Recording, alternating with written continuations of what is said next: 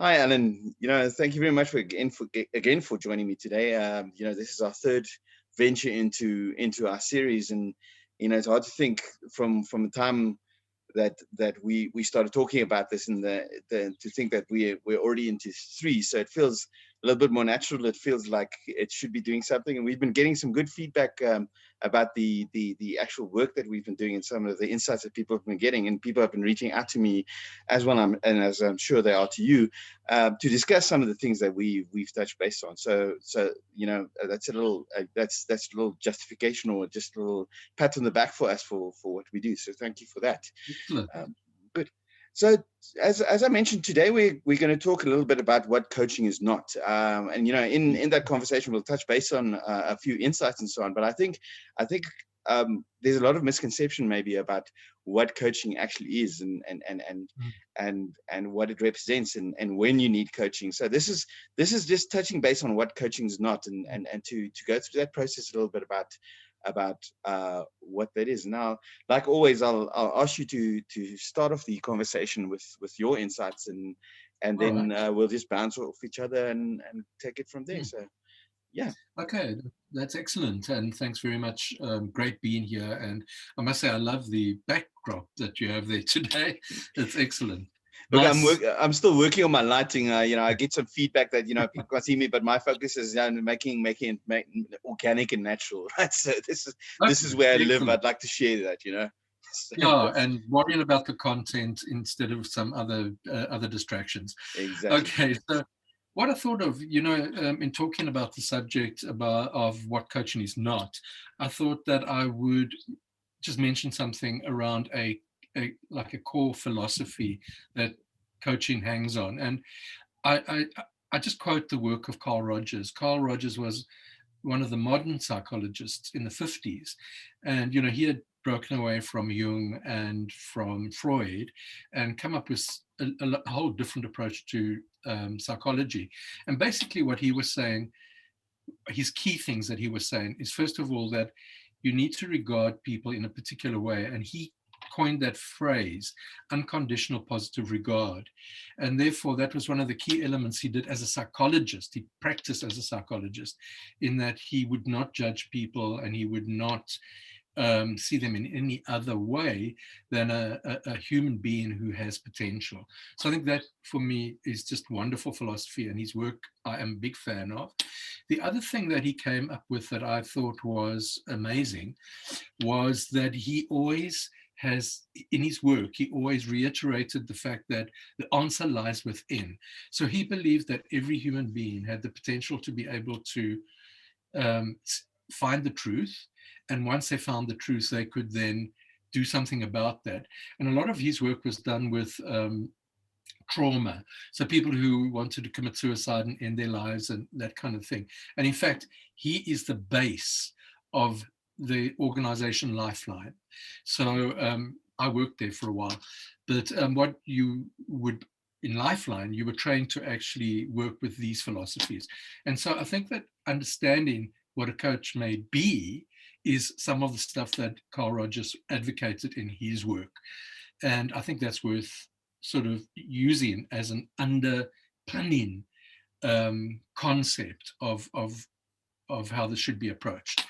However, we can now then move on to then what coaching is not, Can I based just on little mention philosophy. something that resonated with me very well, because coaching, as you say, is its foundation lays in positive psychology, especially the neuroscience-based coaching that we do, Yeah. and it's exactly that. And I was lucky enough.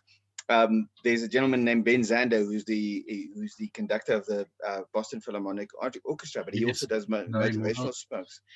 And beautiful.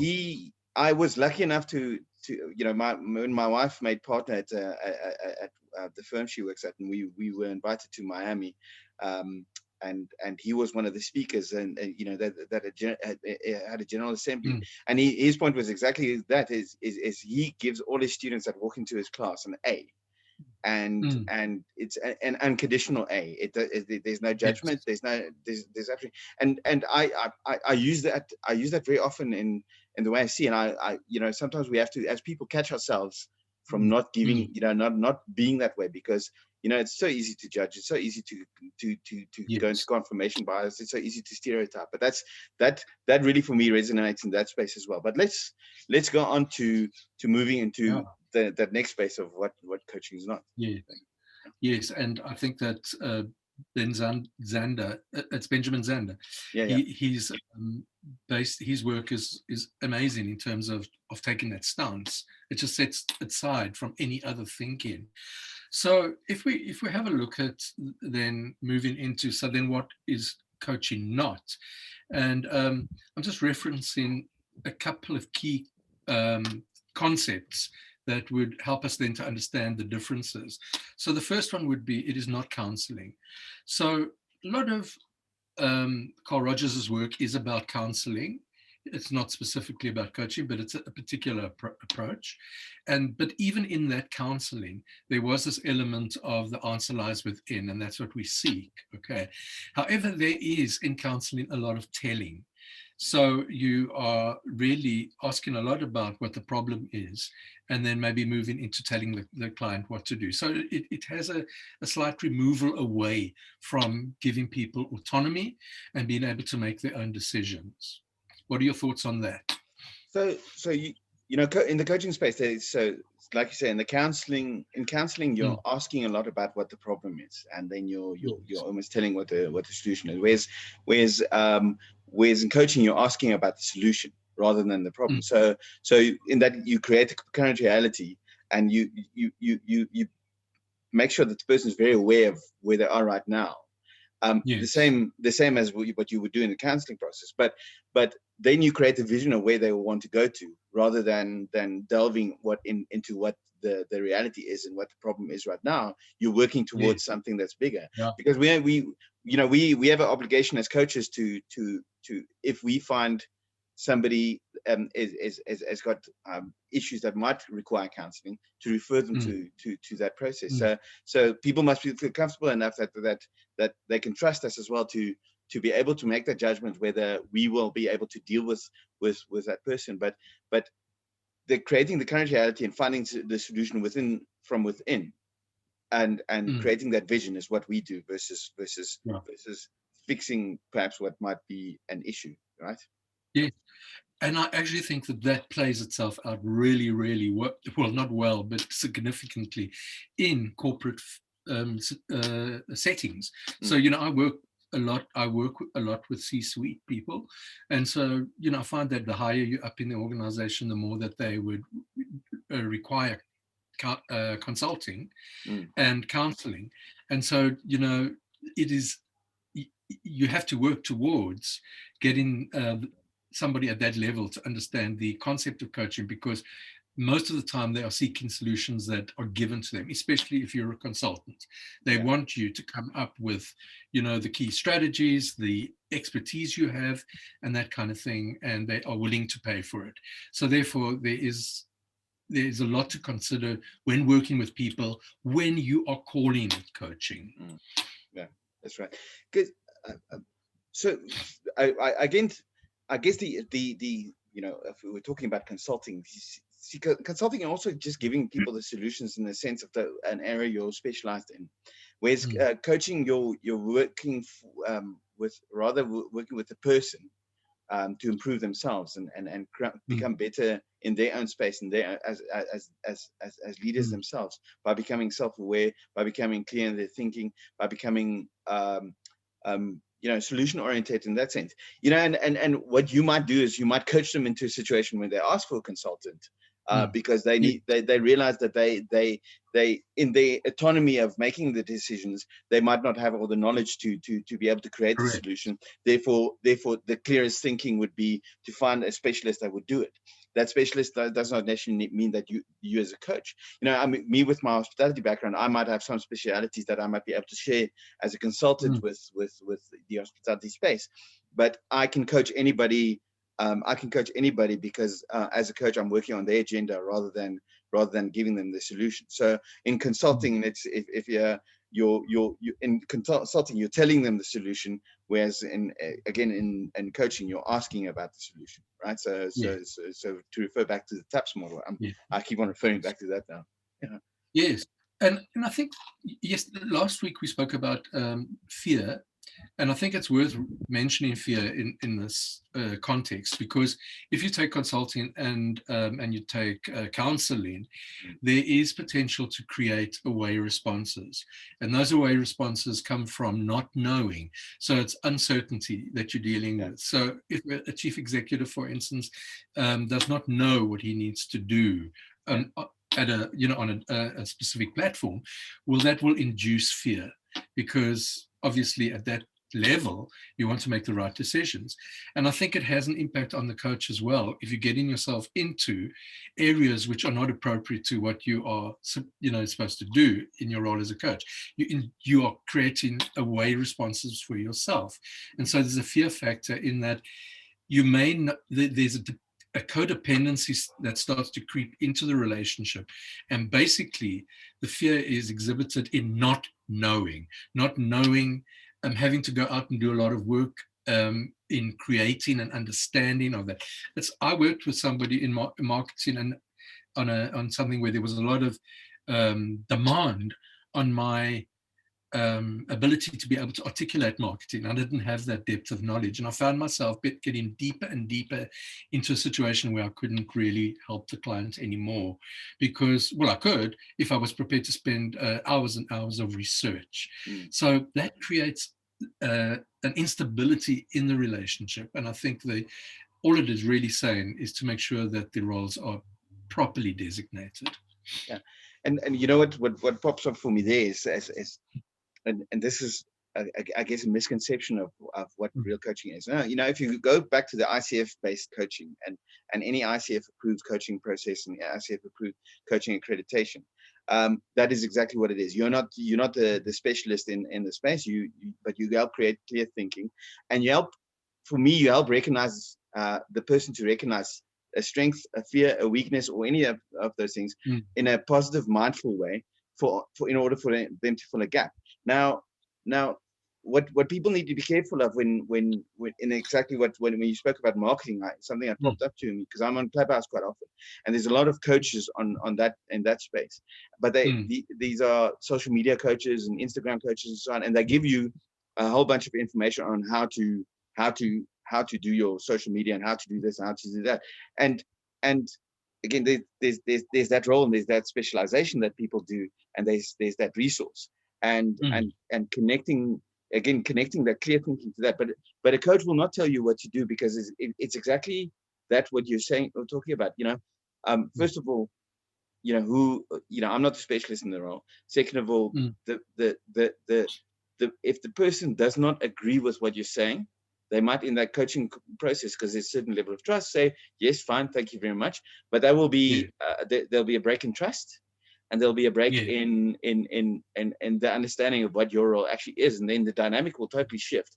And what could become a long-term, trustworthy, positive relationship where you're working with somebody to become great, it becomes then just a relationship of discussion rather than deep thinking and deep coaching, because you've broken that level of trust that you've formed with the person. Yes, absolutely. So yes, and I think that what happens is that we interfere with status. So the minute you start to say, things like, I need, if a executive says, I need you to tell me how to run my business, and I've had that quite a lot, is that status breaks down, because even though the request is made, what you're doing is actually starting to become a quasi replacement for the guy or the lady.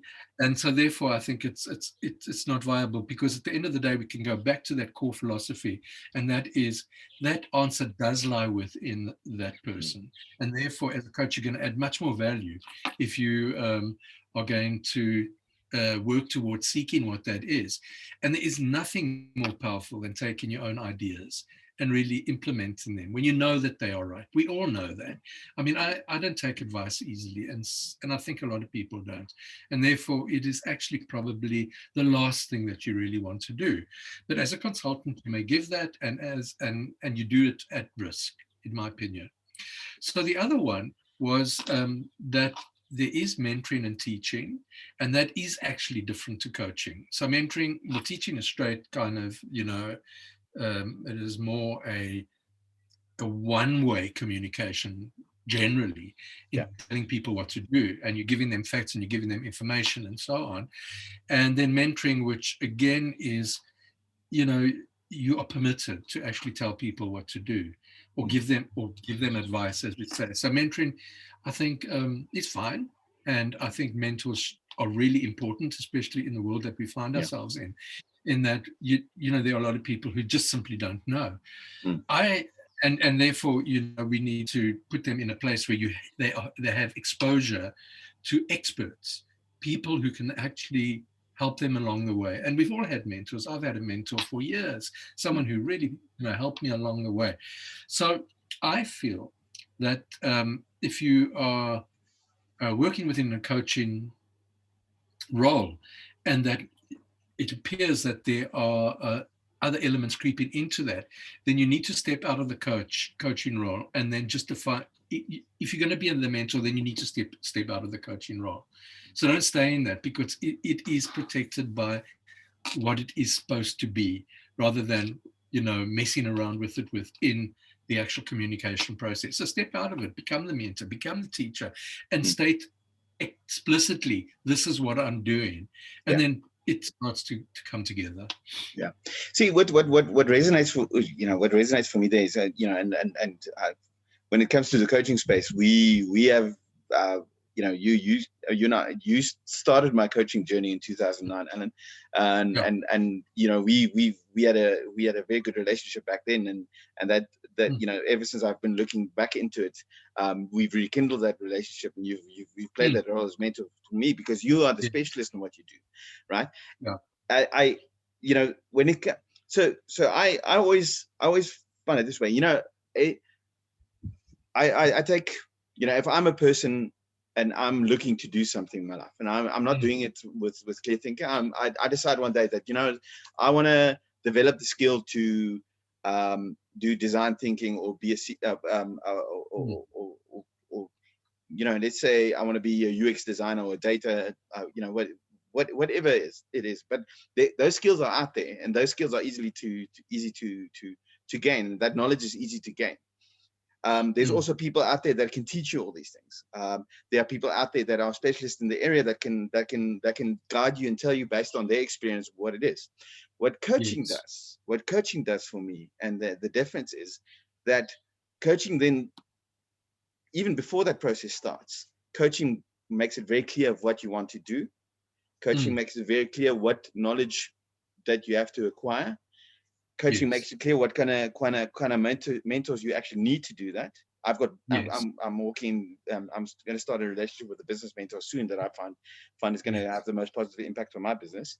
And then basically it gives you the mindset to take that knowledge, to take that mentorship, and to be open to it and make it your own, understand it, and then implement your own excellence and your own ownership of that knowledge, rather than trying to gain all the knowledge on earth and then not knowing what to do with it, or then suddenly realizing, but this is not really what I want, or what I need, and finding a mentor that's telling you a bunch of stuff that has no impact on you. So and this is I posted an article yesterday, but one of the points in that article is coaching helps you reach 100% of your markers by setting less, right? And that's to do with just the accuracy that you need to put into play of what you do.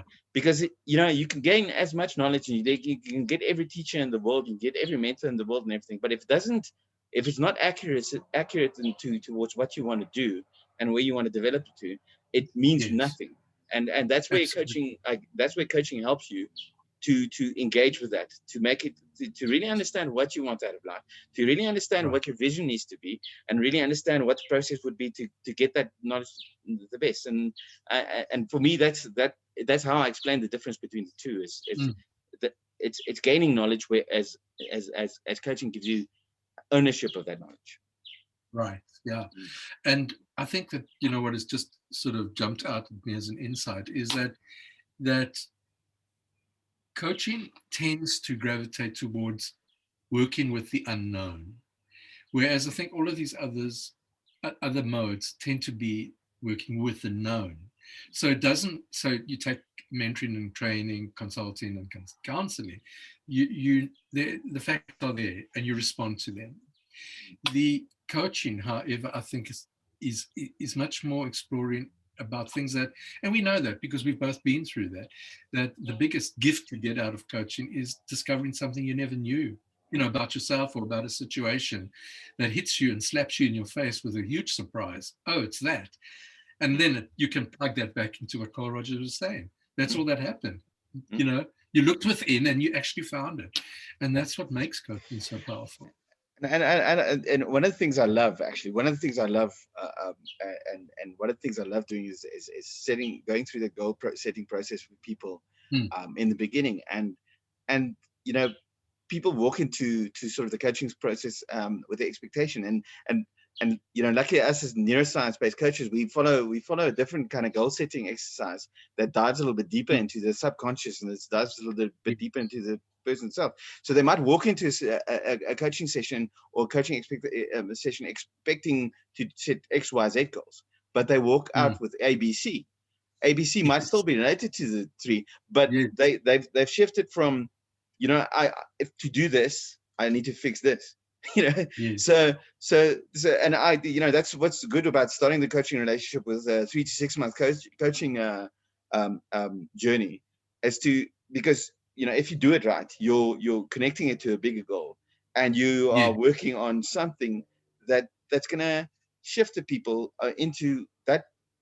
It might be XYZ goal that they eventually work towards, but they need to get through certain milestones first before they get there. And that's it's exactly what you say. I mean, it sits from within, and suddenly this it's that insight, and that it's almost like that light bulb moment comes up, and people think about things. It's like I said, they think about things that they've never thought about before, and that's sort of why I'm sitting here.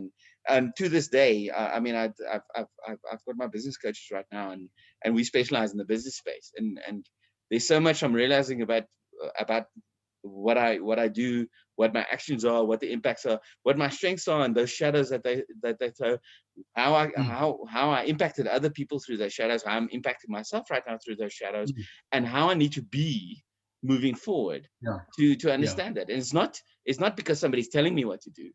It is just because I'm being asked these questions and asked these scenarios about myself, and through my mindfulness and my identity, I just these strong realizations come up of what you clearly thought was a strength is perhaps something that negatively impacted your circle around you, and what you thought of as a strength is something that might be hindering you. So in building my business, I realized that I need to expand more of people that I already used to help me, and and that's because I like working autonomy. My autonomy is very high, and what that does is such a big thing, and nobody could have ever told me that. Nobody would have ever been able to get into my mind as a mentor and say, what, CD, you should expand your, they would say, this is the way I did it. I asked for help and so on, but I wouldn't have changed, because I would have said, no, I asked for enough help. Whereas the coaching process makes me realize that, okay, right, maybe I can build my business faster if I just am open and clear about what my shortcomings are, and not try to fix them myself, and spend, like you say, those hours trying to read up about marketing, rather just use the person that's there to support you, right? So that is, I mean, there's a wonderful insight into that, because what I'm hearing here is that basically the one thing that you think is a strength could be the thing that sabotages you. So it's actually, it's like a double-edged sword. That's the way that it works. And because sometimes we maintain those beliefs, we hold them so strongly that it is coaching that challenges us to look at things.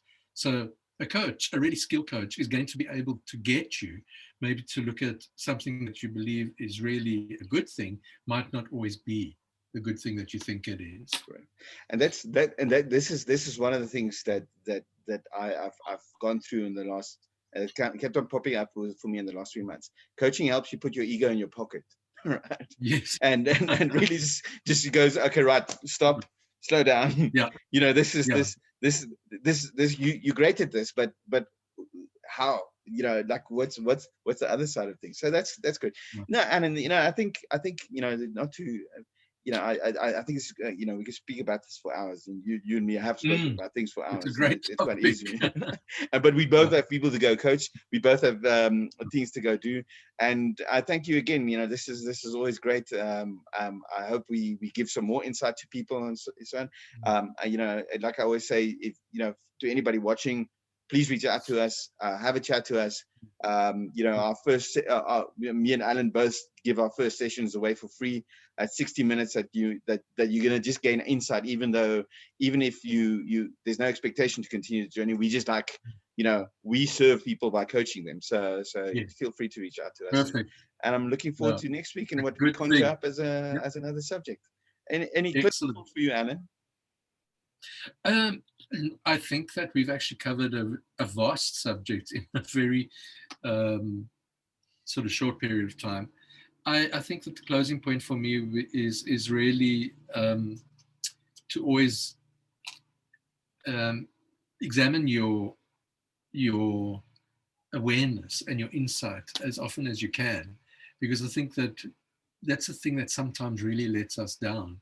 So, you know, what insight do I have into any situation? And I think you can derive a lot of benefit out of that.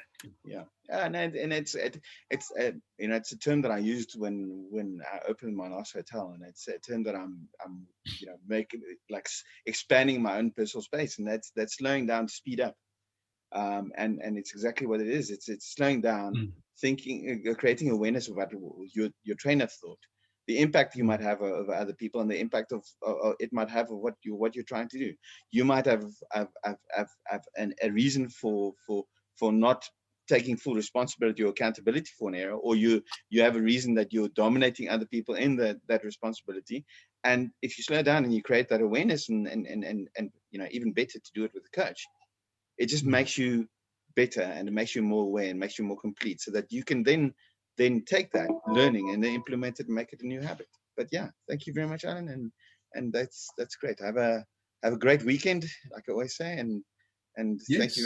Yes. Yeah, It's same to you at the dam. I can see that, yeah, you know, that's a great place to have a weekend. it's human rights weekend, so that, like, it's Human Rights Day on Monday. So you know, another great day and another great country to live in, South Africa. And I'm going to exercise that right. Exactly. Take it very easy. Okay, thank you, Allan. Cheers.